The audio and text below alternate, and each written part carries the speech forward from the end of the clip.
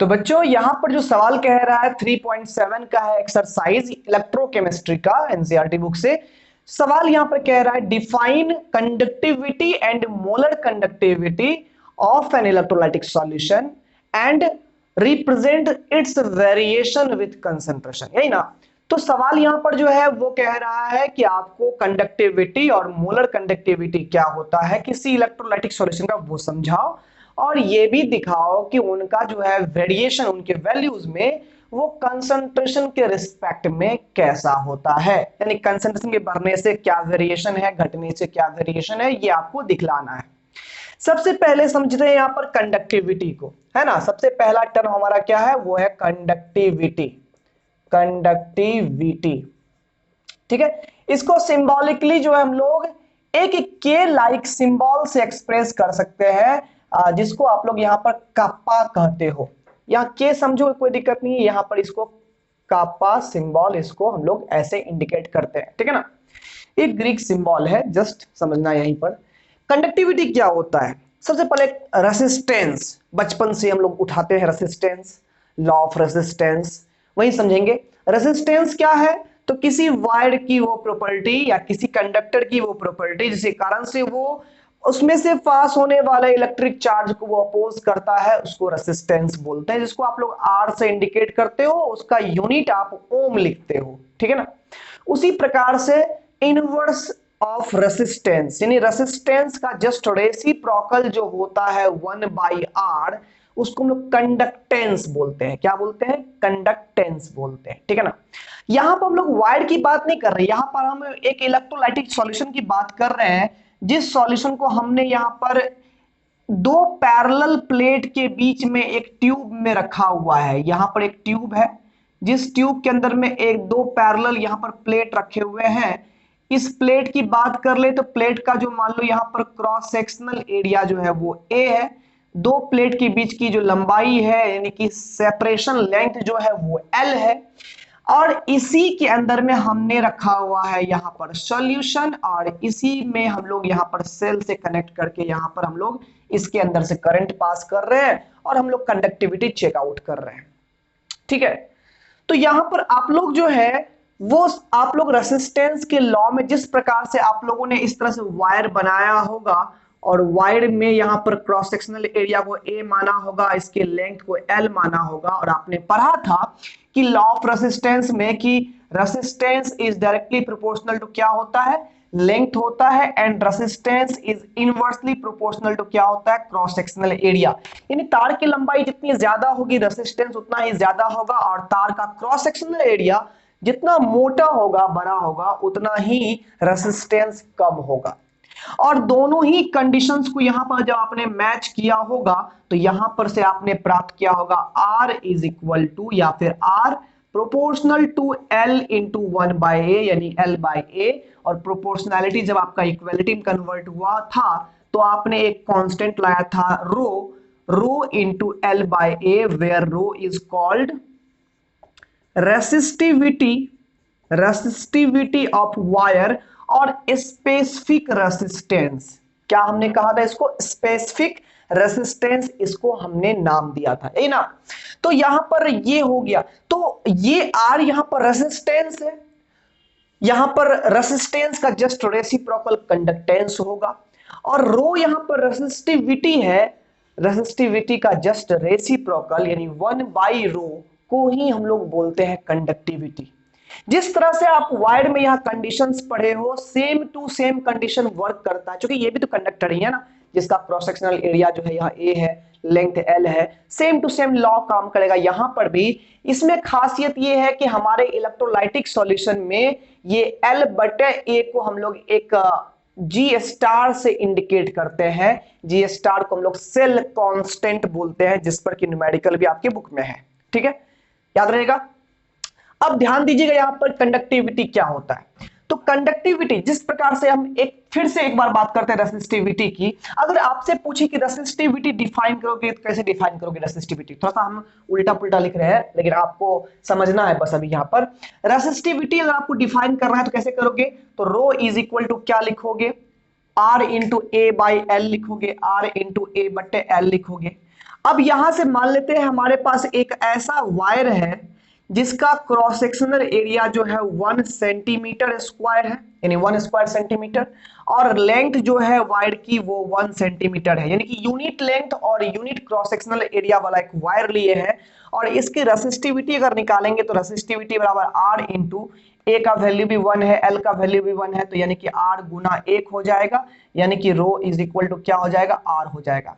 यानी कह सकते हैं कि रेसिस्टिविटी, किसी भी वायर की जो रेसिस्टिविटी होती है ना, वो रेसिस्टेंस के बराबर ही होती है अगर वायर का लंबाई जो है वो 1 सेंटीमीटर हो और क्रॉस सेक्शनल एरिया जो है वो 1 सेंटीमीटर स्क्वायर हो। यानी कि कह सकते हैं the resistance of a wire या the resistance of an electrolytic solution having 1 centimetre length and 1 centimetre square cross sectional area, यानी कि कहने का मतलब ये हो गया कि 1 सेंटीमीटर लंबे और 1 centimetre square cross sectional area वाले प्लेट के बीच में जो यहां पर इलेक्ट्रोलाइटिक सॉल्यूशन होता है, उस सॉल्यूशन की रेसिस्टेंस को ही उसका हम लोग रेसिस्टिविटी बोलेंगे। यानी कि अगर आप किसी कंडक्टर का लेंथ यूनिट ले लेते हो, क्रॉस सेक्शनल एरिया भी यूनिट ले लेते हो, तो वहां पर उसका रेसिस्टेंस ही उसकी रेसिस्टिविटी कहलाती है।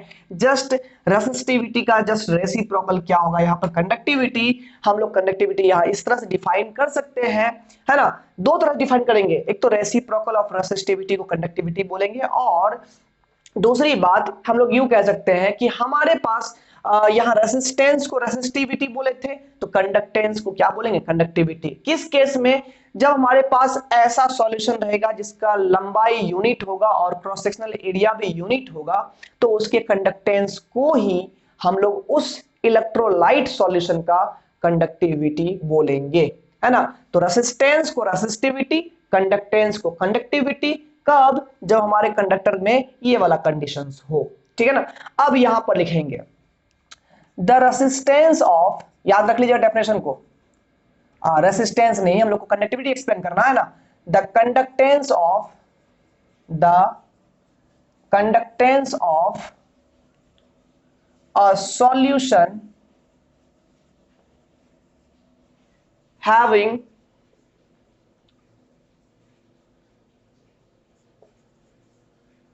two platinum electrodes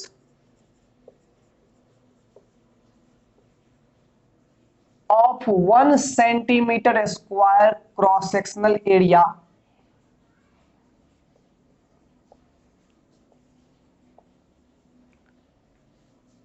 separated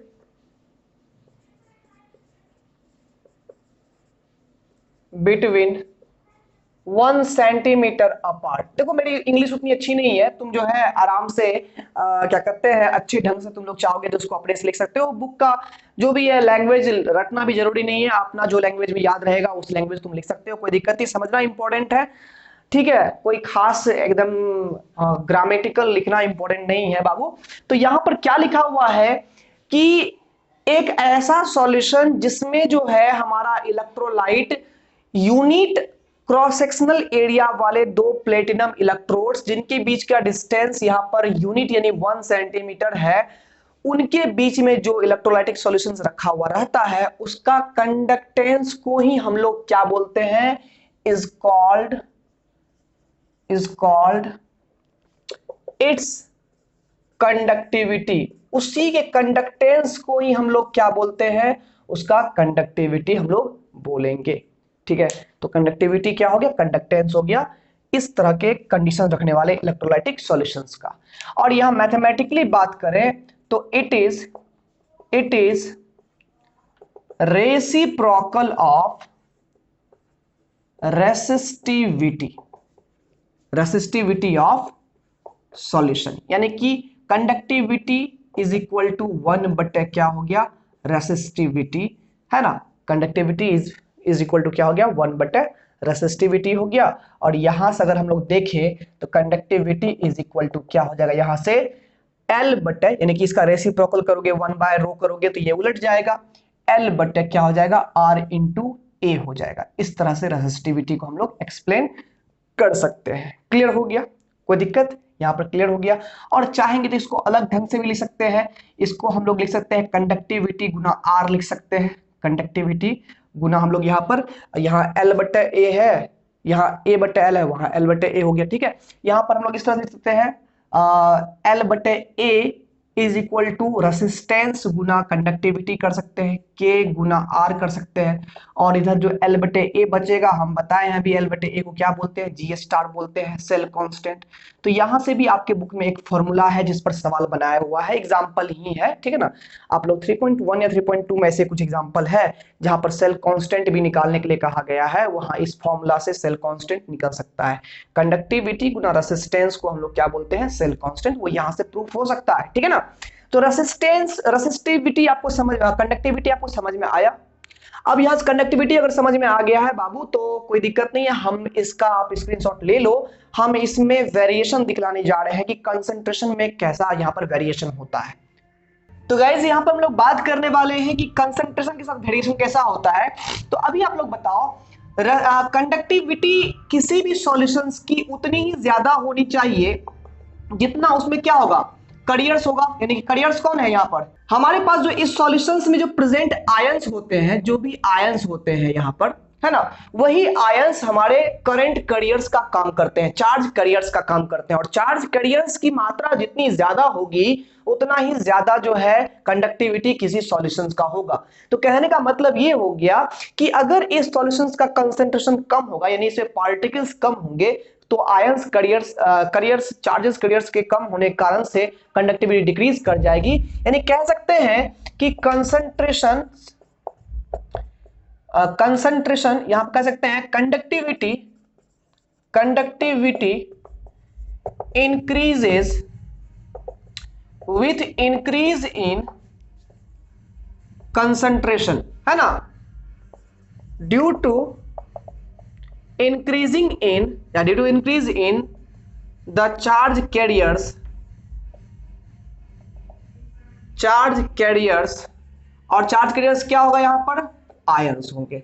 यानी कि आयंस कंसंट्रेशन बढ़ेगा तो यानी कि आयंस बढ़ रहा, आयंस माने चार्ज कैरियर्स बढ़ेगा तो वहां पर कंडक्टिविटी ऑटोमेटिकली इंक्रीज हो ही जाएगी। तो इस तरह से कंडक्टिविटी आपको हमने सिखाया, कंडक्टिविटी का रिलेशनशिप भी सिखाया कंसंट्रेशन से कैसा होता है। अब आइए बात करते हैं हम लोग मोलर कंडक्टिविटी की, तो वो भी आराम से ही हम लोग कर सकते हैं, यहां पर कोई दिक्कत नहीं है। बात कर रहे हैं हम लोग मोलर कंडक्टिविटी की। एक काम करते हैं, हम इसको इरेज कर लेते हैं, आप लोग इसका स्क्रीनशॉट अच्छे से ले लीजिएगा। तो गाइस थोड़ा सा बैकग्राउंड नॉइज के लिए थोड़ा सा सॉरी, माफी चाहेंगे। यहाँ पर बात यहाँ पर ये है मोलर कंडक्टिविटी की अगर हम लोग बात करें यहाँ पर, वो क्या होता है, जैसे कि हमारे पास कोई इलेक्ट्रोलाइटिक सॉल्यूशंस है, वही पिछला कंडीशन ही ले रहे हैं हम लोग, यूनिट लेंथ ले रहे हैं हम लोग और यूनिट क्रॉस सेक्शनल एरिया ले रहे हैं, ध्यान देना यहाँ पर। तो यूनिट यहाँ पर हम लोग लेंथ ले रहे हैं इसका और यूनिट क्रॉस सेक्शनल एरिया ले रहे हैं, ठीक है ना। अब इसमें जो हम लोग यहाँ पर कंसंट्रेशन बनाए हुए हैं अंदर में सॉल्यूशंस का, इससे पहले आपने पढ़ा कि कंसंट्रेशन इंक्रीज करेंगे तो हम लोग जो है कंडक्टिविटी इंक्रीज होगा, लेकिन कंसंट्रेशन को अगर यहाँ पर फिक्स कर दे 1 मोल पर लीटर 1 m यानी यूनिट कंसंट्रेशन ये भी फिक्स कर दिए, तो यहीं पर कंडक्टिविटी को बोलेंगे मोलर कंडक्टिविटी। यानी कि कंडक्टिविटी सेल की कंडक्टिविटी की बात कर रहे हैं, एक ऐसा कंडक्टिविटी सेल का जिसके अंदर में इलेक्ट्रोलाइट का कंसंट्रेशन 1 मोल पर लीटर हो, तब उसकी कंडक्टिविटी को क्या बोलेंगे, मोलर कंडक्टिविटी। यानी कह सकते हैं सिंपल सा लैंग्वेज में, क्यों इतना लंबा खींचेंगे कि 1 centimetre square cross sectional area वाला, 1 सेंटीमीटर लेंथ वाले, उसके अंदर में बैठे हुए 1 मोल पर लीटर वाले सॉल्यूशंस की कंडक्टिविटी को मोलर कंडक्टिविटी बोलते हैं। डायरेक्ट बोल देंगे कंडक्टिविटी सेल जिसमें ऐसा इलेक्ट्रोलाइट है जिसका कंसंट्रेशन 1 मोल पर लीटर है, उसकी कंडक्टिविटी को हम लोग क्या बोलेंगे, मोलर कंडक्टिविटी। तो आप लोग किसी भी तरीके से एक्सप्लेन कर सकते हो, कोई दिक्कत नहीं है। यहां लिखेंगे द